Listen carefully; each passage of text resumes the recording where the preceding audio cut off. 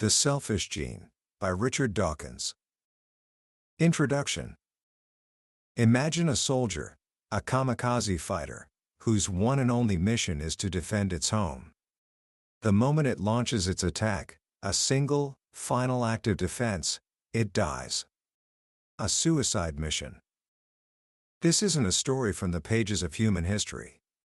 It happens every single day, right in your own garden. It's the story of the honeybee.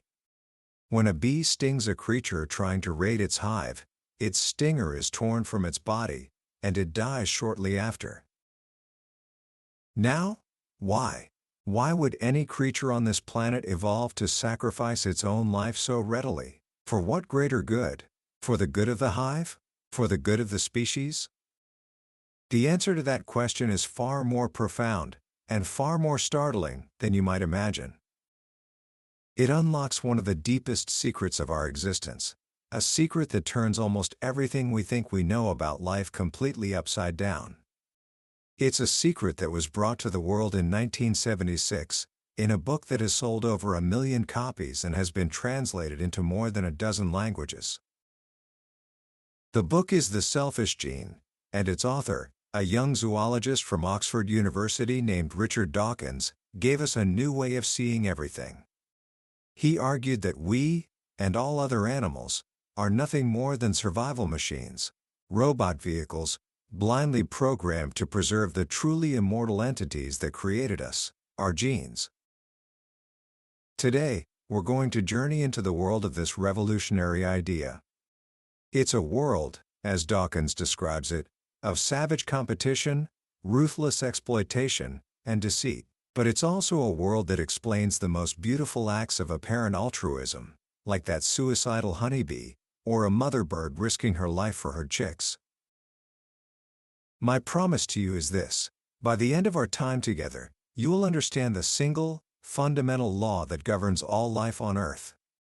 You will see yourself, your family, your society, and every living thing around you through a new lens, not as a simple individual, but as a temporary colony of immortal genes, each with its own ruthless agenda.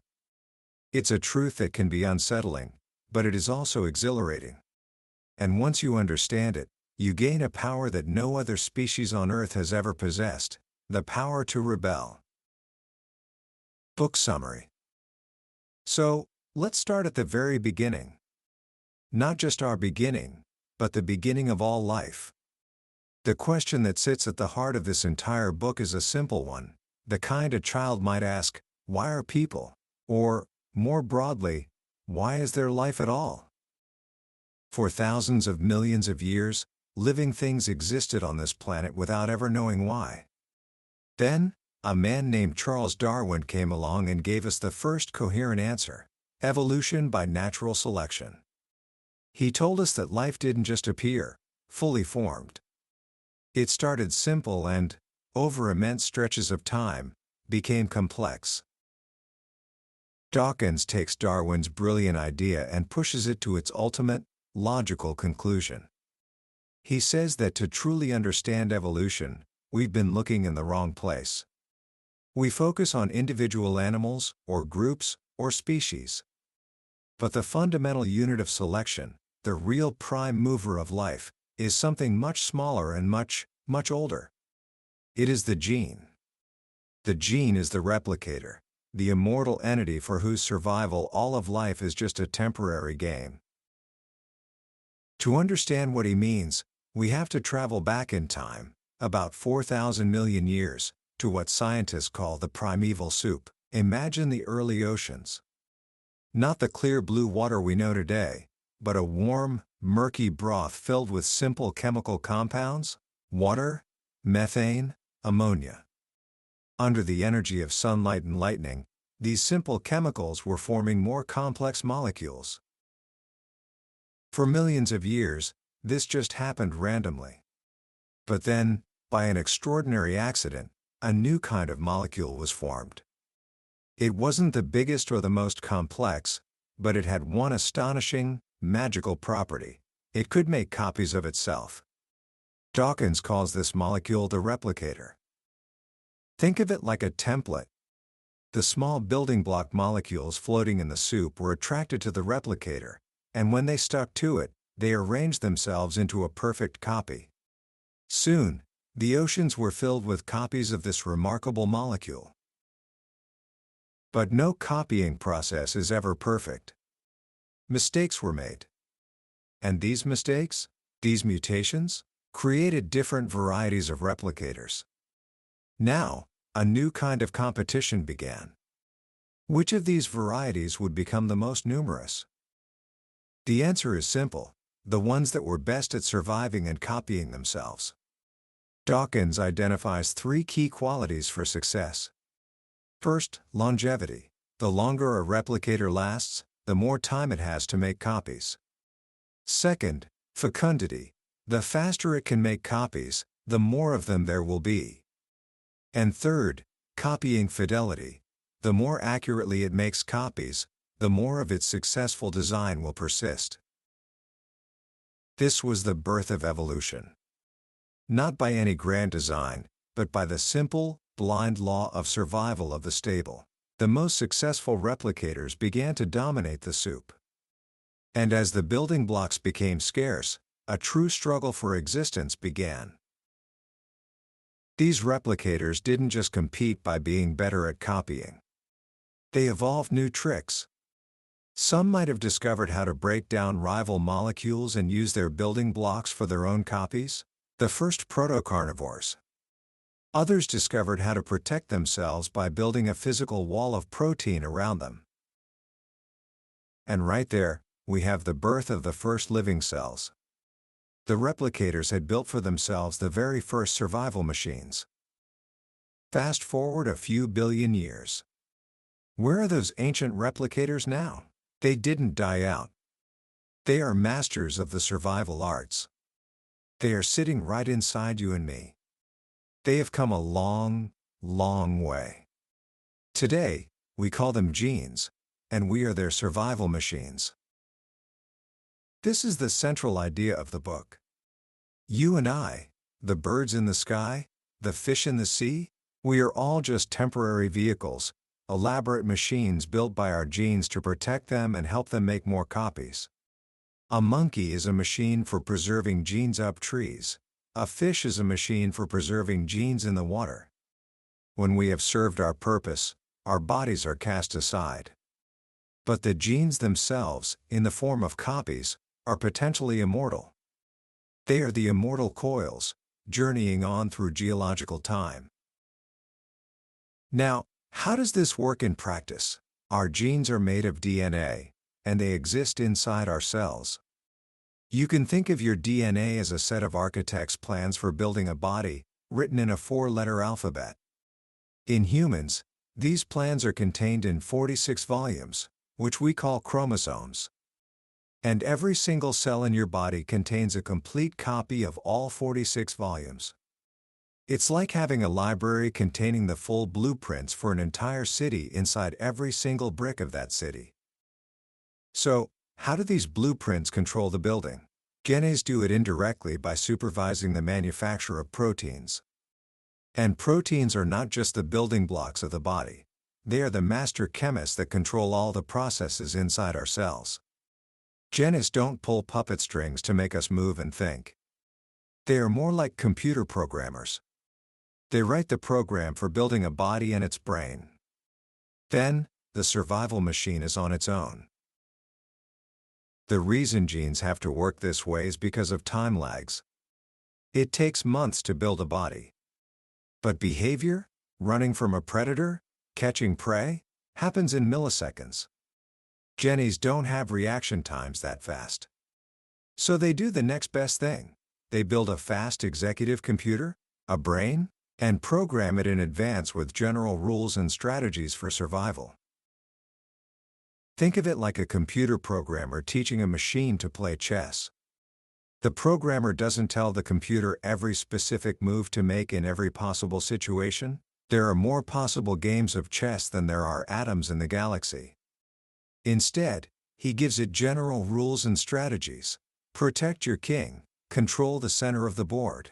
The genes do the same for us. They give us general rules, Things that cause pain are bad. Avoid them, or sweet things are good. Eat them. This programming is called learning. But the world is an unpredictable place. A gene can't know for sure what challenges its survival machine will face. So, genes make predictions. A polar bear's genes predict that its future will be cold, so they build in a thick coat of white fur. These aren't conscious predictions, of course. It's just that in the past, bears with genes for thick, white coats survived better and passed on those very genes. This brings us to one of the most remarkable abilities our brains have evolved: the power of simulation. Before you make a difficult decision, you can imagine the possible outcomes in your head. You run a model of the world inside your brain. This is simulation. It's faster and safer than overt trial and error, because a mistake in your imagination isn't fatal. Dawkins suggests that the evolution of this capacity to simulate culminated in what we call subjective consciousness. Perhaps consciousness arose when the brain's simulation of the world became so complete that it had to include a model of itself. And this is where we see the ultimate power of the survival machine.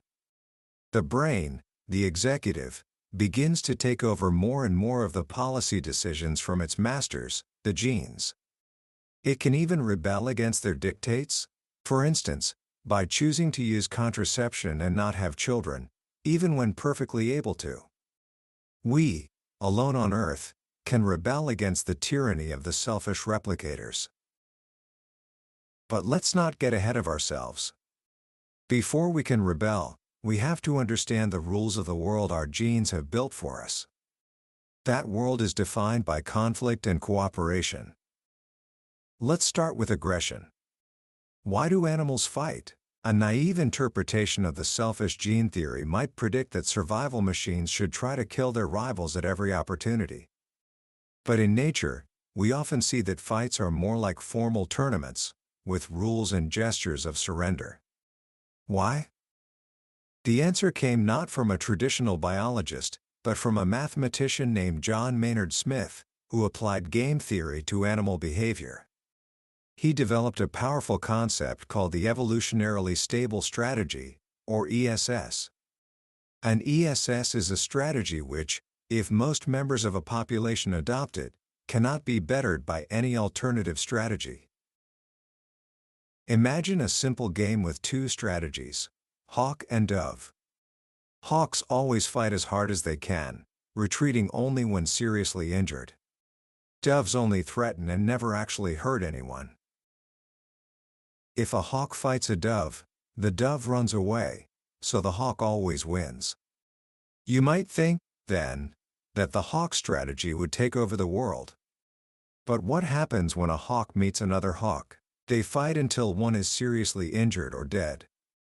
In a population full of hawks, the average payoff is very low, because everyone is constantly getting hurt. Now, imagine a single dove in a population of hawks. He loses every fight, but he never gets hurt. His average payoff is 0, which is much better than the negative payoff of a hawk in a population of hawks. So, dove genes would start to spread. It turns out that neither a pure hawk nor a pure dove strategy is stable. The only stable state is a mixture of hawks and doves.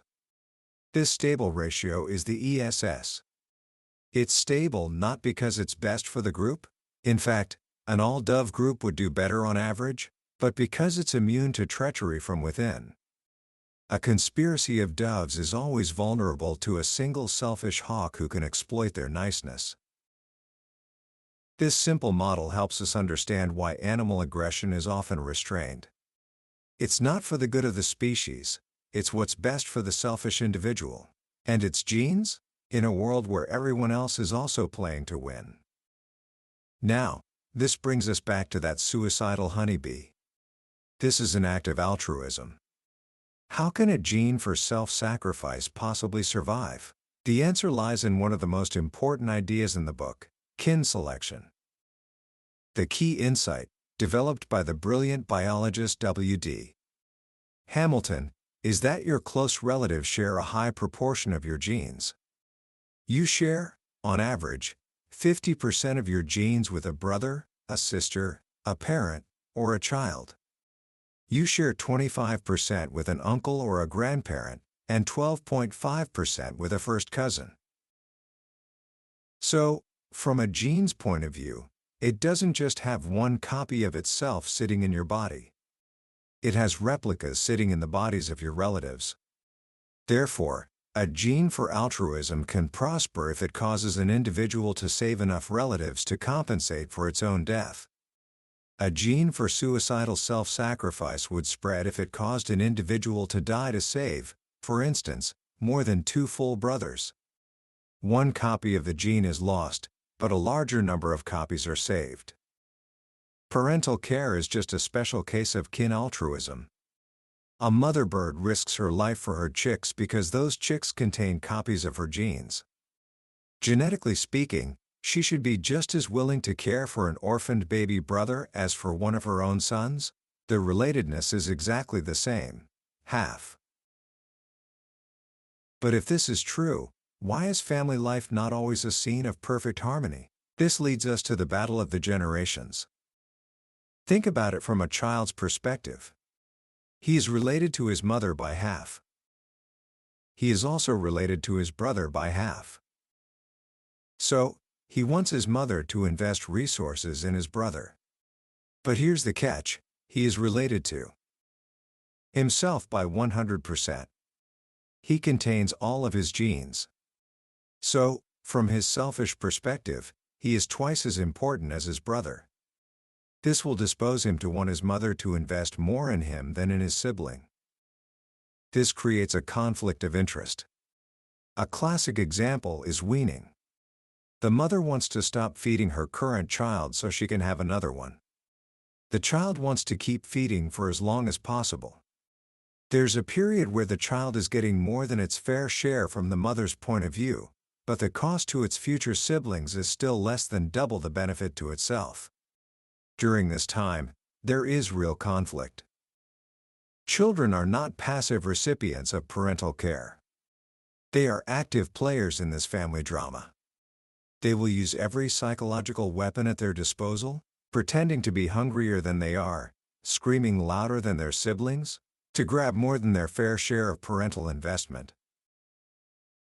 The conflict between mates, the battle of the sexes, is even more severe, because they are not related to each other. The only thing they have in common is a 50% genetic share in their children. The fundamental asymmetry between male and female begins with their sex cells. A female's eggs are large, nutritious, and few. A male's sperms are tiny, mobile, and incredibly numerous. This one difference explains almost everything else. A female can only have a limited number of children in her lifetime. A male, on the other hand, can potentially father a vast number. From the moment of conception, the female has invested more in the child, her large egg, than the male has. She is more committed. This makes her vulnerable to exploitation. Ideally, a male would like to mate with as many females as possible, leaving each one to rear the children. A female, on the other hand, wants a partner who will stick around and help her invest in their shared offspring. This leads to 2 main female strategies. The first is the domestic bliss strategy.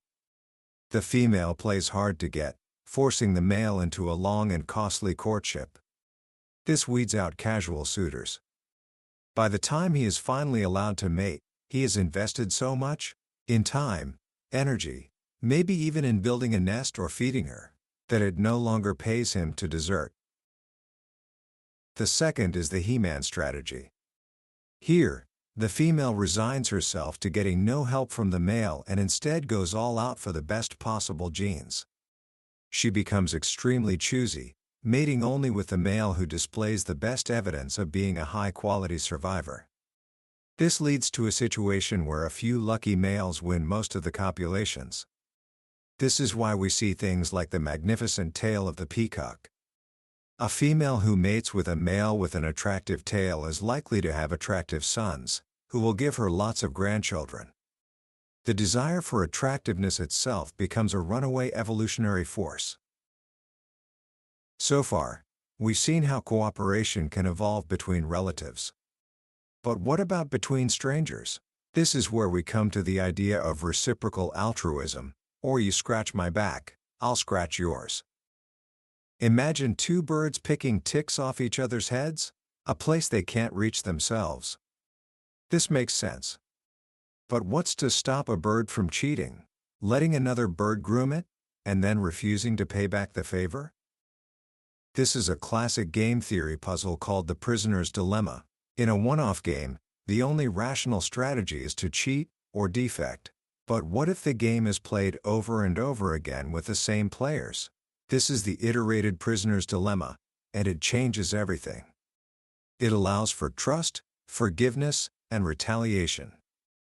Political scientist Robert Axelrod ran a computer tournament to find the best strategy for this game. The winner, remarkably, was the simplest strategy submitted: tit for tat. Tit for tat starts by cooperating, and then simply copies its opponent's previous move. Why was it so successful? Because it is nice? It is never the first to defect. It is retaliatory? It immediately punishes a defection. And it is forgiving?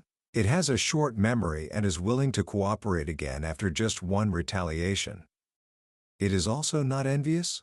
It's happy for the other player to do just as well, as long as they both do well together against the banker. This shows that even in a world of selfish genes, cooperation can emerge and thrive, as long as the shadow of the future is long enough. The players must know that they will meet again.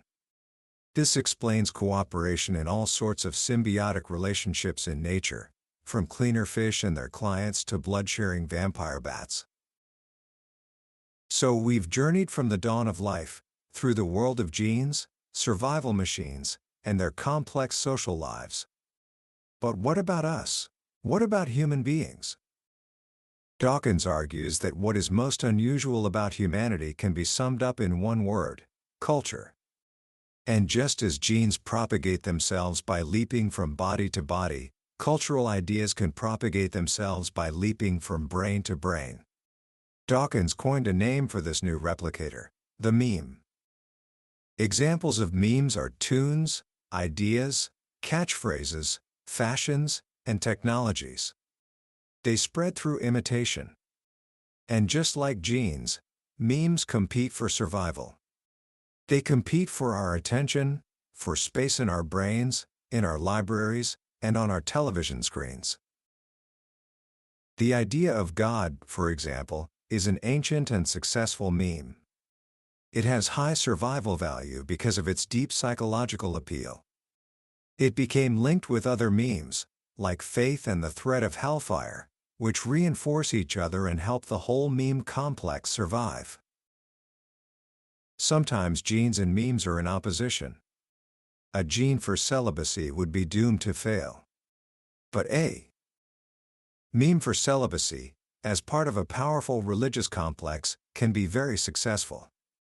Once our genes gave us brains capable of rapid imitation, the memes took over and started their own, much faster, kind of evolution. This brings us to the final, and most profound, idea of all. Dawkins calls it the extended phenotype. He asks us to see that the effects of a gene are not confined to the body in which it sits. A gene reaches out and manipulates the world. A beaver dam is a phenotypic effect of beaver genes. A caddisfly larva builds a house of stones. The shape and quality of that house are an extended phenotype of its genes. But it goes further. A parasite's genes can have effects on its host's body. A fluke can make its snail host grow a thicker shell, which protects the snail, and therefore the fluke, but at the cost of the snail's ability to reproduce. A cuckoo nestling's genes manipulate the foster parent's brain, acting like an irresistible drug, forcing it to feed the giant imposter. The central theorem of the extended phenotype is this: an animal's behavior tends to maximize the survival of the genes. For that behavior, whether or not those genes happen to be in the body of the particular animal performing it. Ultimately, the real distinction in life is not between individual bodies, but between the replicators and their vehicles. Genes are the replicators. Bodies are the vehicles they build to move through the world. And so, we have come full circle. We started with a simple question: why are people? The answer is that we, and all living things, are survival machines built by replicators. For billions of years, those replicators have been genes, DNA molecules. They built us, body and mind. And their preservation is the ultimate rationale for our existence. But here, at the end of the journey, comes the most hopeful message of all. We are built as gene machines, and cultured as meme machines.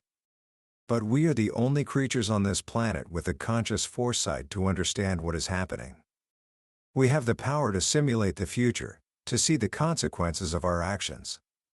And because of that, we have the power to turn against our creators. We, alone on Earth, can rebel against the tyranny of the selfish replicators. Commentary. When you first encounter the ideas in the selfish gene, it can feel a little chilling. The notion that we are just robot vehicles, blindly carrying out the orders of our genes, can seem to strip away our humanity, our free will, our very sense of self. It paints a picture of nature as a cold, calculating, and ruthlessly competitive arena. And in many ways, it is. Dawkins' great contribution was to look at the process of evolution with unflinching honesty. He didn't try to romanticize it or assign it a higher moral purpose. He simply followed the logic of Darwinism to its inescapable conclusion. In a world of replication, competition, and mutation, the only things that will last are the things that are good at lasting. And those things are the selfish genes. But what I find so powerful about this book, and what I hope has come through today, is that this seemingly bleak worldview actually opens the door to something quite profound. By understanding the deep, underlying selfishness of our biological nature, we are, for the first time in the history of the world, in a position to do something about it. Think about the implications of the final chapters. The emergence of culture, of memes, created a second layer of evolution, one that operates on a timescale far faster than the slow, grinding pace of genetic change. And the emergence of consciousness, our ability to reason, to simulate, to have foresight, gives us the tools to consciously choose our path. We can see the long-term benefits of cooperation where our genes can only see short-term advantage. We can understand the logic of the prisoner's dilemma and choose to build systems of trust. We can decide to care for the vulnerable, even when there's no genetic payoff. The book is not a moral instruction manual. It does not tell us how we ought to behave. It tells us what we are, at our biological core. It's a warning. It says, be warned that if you wish, as I do, to build a society in which individuals cooperate generously and unselfishly towards a common good, you can expect little help from biological nature. Let us try to teach generosity and altruism, because we are born selfish. For me, that is an incredibly empowering message. It says that our humanity is not something that is given to us, but something that we must build. It's a project. It's a choice. Our genes may have dealt us a certain hand, but we are the ones who get to play the cards. We can rise above the base-level programming. We can build a world where nice guys truly do finish first, not just in a computer simulation, but in our daily lives. We can use our big brains to foster our long-term interests, to defy the short-term selfishness of the blind replicators that created us. That was the story of the selfish gene by Richard Dawkins. We've journeyed through the main ideas today, but I'll be honest with you. A summary is like looking at a map of a beautiful country. It shows you the layout, the key landmarks, but it can never capture the feeling of actually walking the paths, breathing the air, and discovering the hidden treasures for yourself. The real magic happens when you read the book. It's in the quiet moments, when a particular story or a simple phrase hits you in a way you didn't expect. This summary is designed to give you a taste, to help you decide if this journey is one you want to take. If anything we've talked about today has sparked your curiosity, grab a copy. Reading it isn't just about learning. It's an experience that can genuinely change the way you see yourself and your place in the grand story of life. Also, if you found this summary valuable, I would be so grateful if you would hit that like button and subscribe to the channel. It lets me know that these journeys are meaningful to you, and ensures you won't miss our next exploration into another life-changing book from the billionaire's bookshelf. Let's keep growing together.